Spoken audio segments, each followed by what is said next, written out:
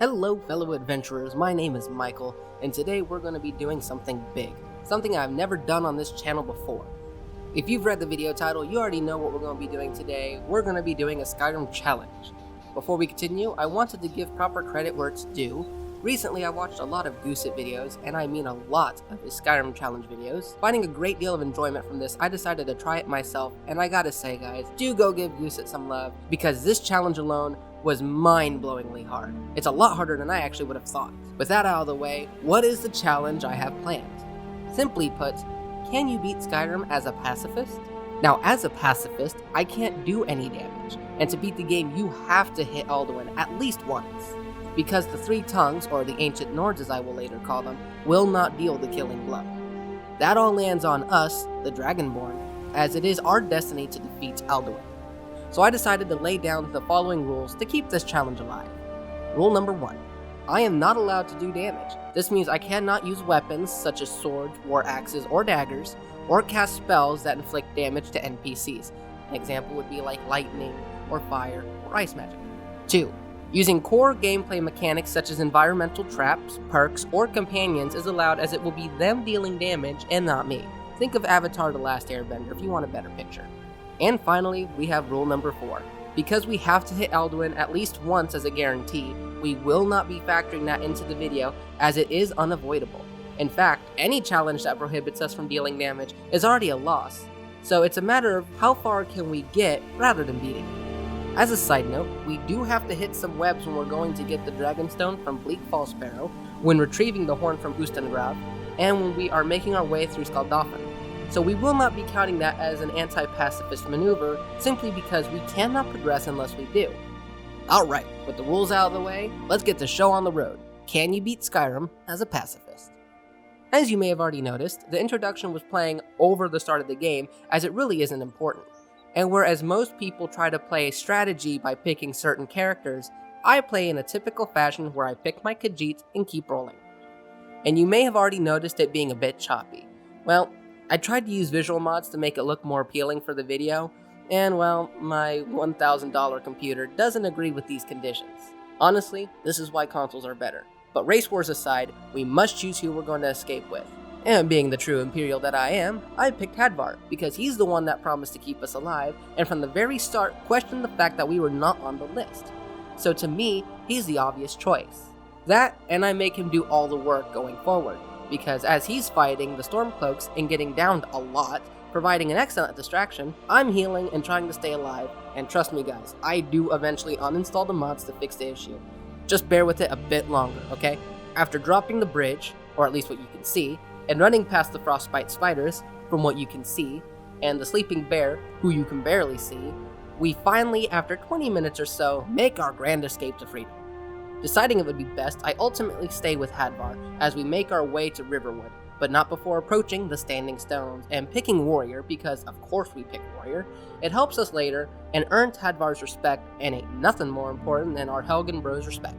After reaching Riverwood and talking to his uncle, he sends us off to Whiterun to ask the Jarl for help, which we so happily do. Now normally, people will set straight off for Bleak Falls Barrow to retrieve the Dragonstone first, but for the sake of fast traveling, I decided to discover Whiterun first and then go back to retrieve the Dragonstone, but only after I sell off all the loot we got from the dungeon. Once that's done, I set off to Riverwood, where I followed the path perfectly up the trail and into Bleak Falls Barrow, passing by the murderous bandits outside and running past the ones in the immediate entrance, making my way deeper and deeper into the dark, foreboding dungeon. Finally, we reach one of the 3 times that we will have to use melee to progress, but again remember, it's not to deal damage, so it still counts. In doing so, we set free Arvold the Swift, who isn't very strong but does help to kill some of the nearby enemies before ultimately dying like a complete noob that he is, and thus giving us access to the Golden Dragon Claw, which is a key that we will need later for a door that requires this very item. But first, we must utilize rule number 2, using environmental traps to kill enemies, or in this case, 2 stupid drop. After getting the claw and making our way even deeper into the dungeon, and using the golden claw on the respective door, we stumble into a giant cavern with a word wall calling to us. As we absorb this word of power, a Draugr overlord emerges and attacks us. Now if I've learned anything from the many Goosit videos I've watched, I need to drag this guy back just a small way to another one of the traps so that way I can loot the stone off of him. But I figured this would be a great chance to level up a bit first, and to get some small advantage for later. How did I do this? I let him hit me. A lot. And I mean like a lot. Here's a montage of it.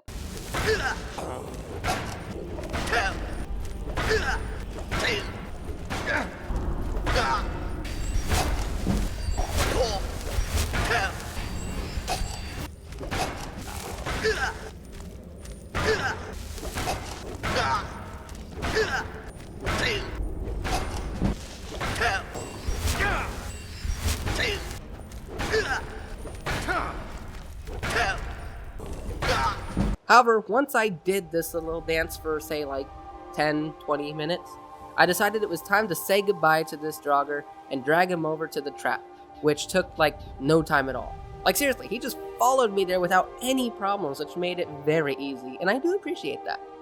But now with the Dragonstone in my possession, it was time to leave and make my way back to Whiterun to hand it over to the Jarl's Court wizard Farengar.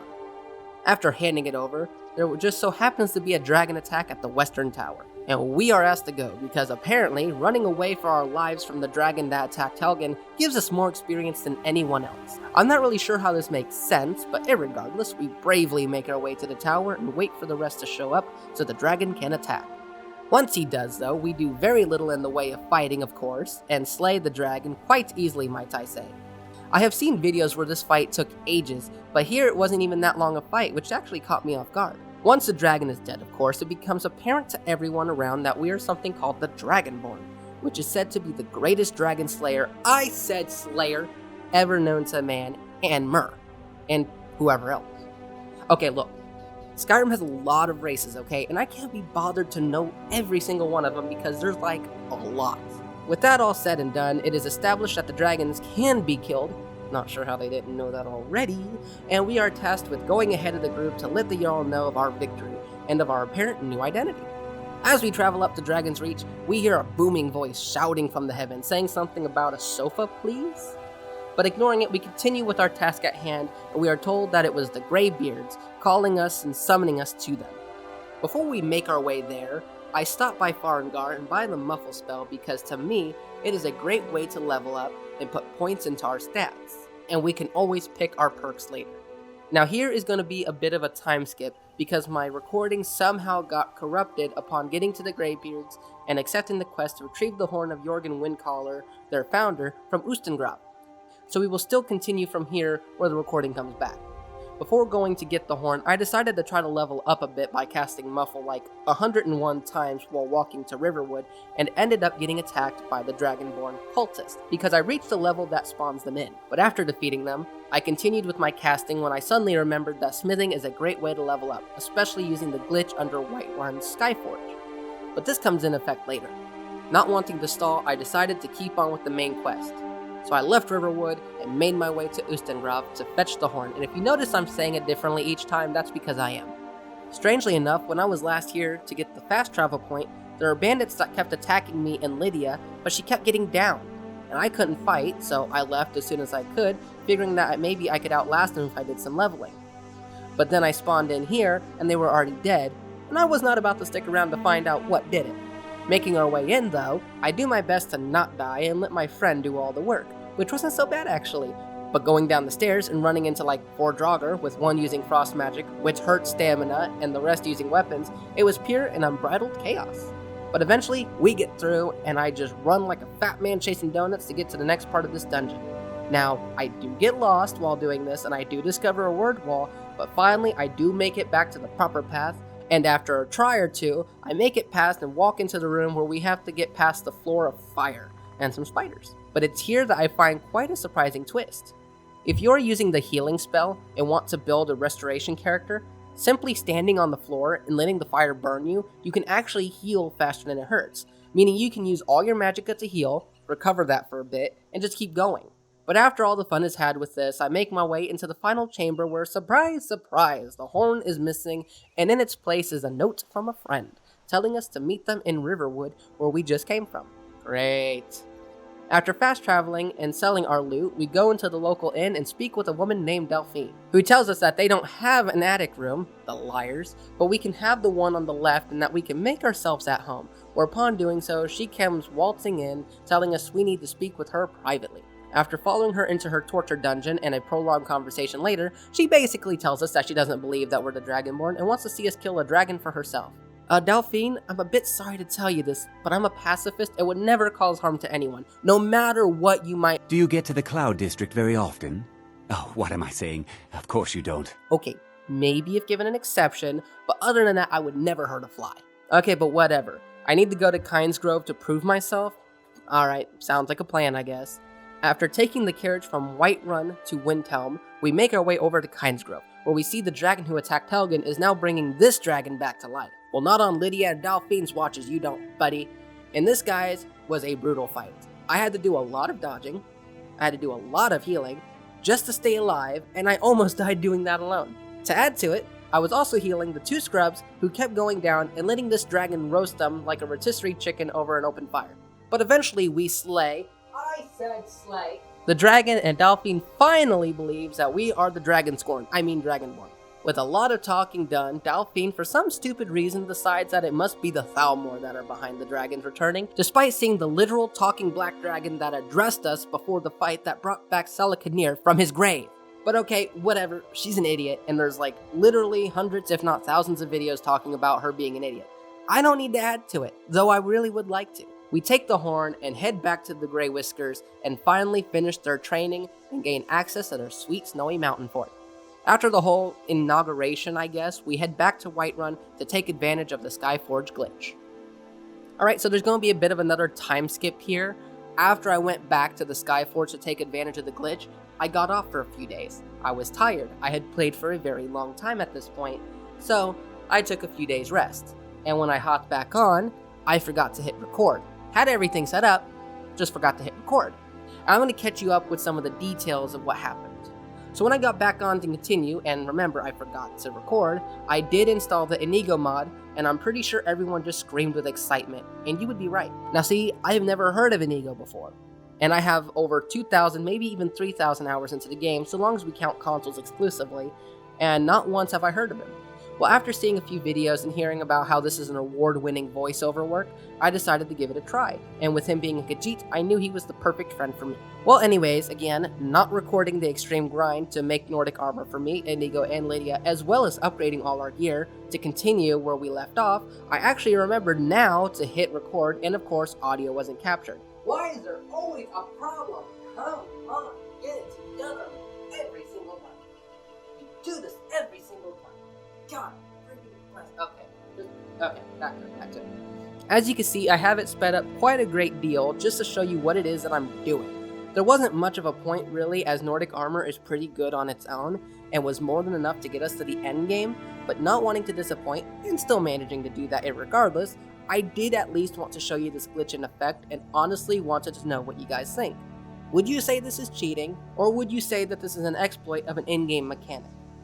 Anyways, after doing this for literal hours of my life, we move back onto Riverwood to meet up with Delphine, who has a plan to get us into the Thalmor embassy, because of course we want to go there. She wants us to meet a wood elf named Malborn, who will smuggle our gear in and help us sneak into the back to see if we can't learn what the Thalmor knows.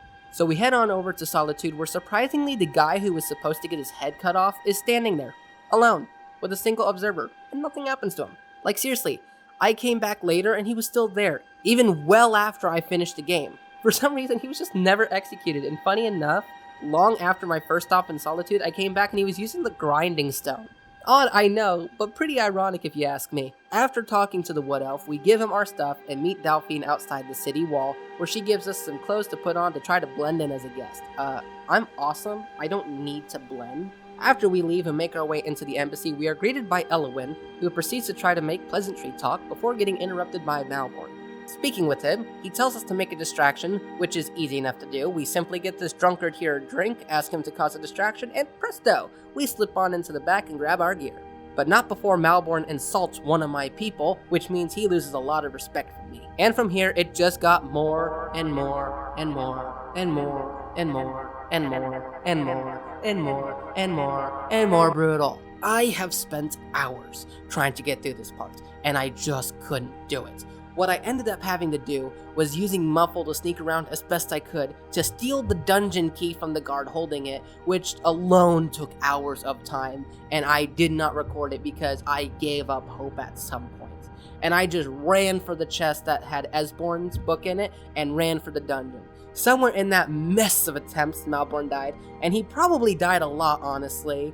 And I take the news back to Delphine that, to no one's surprise, the Thalmor are just as clueless as she is. Excited at this news of this old fart being alive, she immediately sends us off to Riften to find him, meaning we have to rummage through the sewers and fight off more Thalmor agents. Great! After getting to Esbern's location, it's quite easy to get him to open the door, and after a brief talk, he gets the bright idea to come with us to Riverwood. The two meet up, and we go into Delphine's torture chamber, where Esbern rants about some stone wall carving that might have the answers we need. And shortly after, we are now off to find this hidden temple to look for some old wall art or something. Okay, look, I don't know. I wasn't really paying attention to the conversation, meaning that it's once more a great time to show our super amazing path-following abilities. But first, I wanted to level up just a bit more. I told Inigo and Lydia to part ways right now, so I can level up my heavy armor skill and my blocking skill, because it's hard to do when they keep killing everything before I can level up.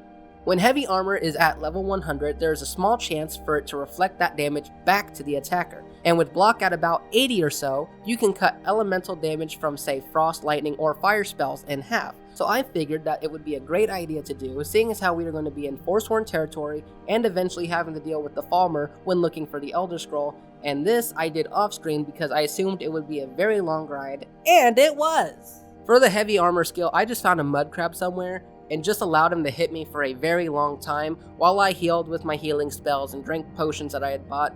And for block, I just found an old fort and just let the people hit me for a while. I got block up so arrows don't do any damage, and essentially only the melee guys posed a threat, but again, buying like 200 potions of healing and plenty of stamina potions, I just took about 5, maybe 7 hours, or 57 hours, and I let the grind take place.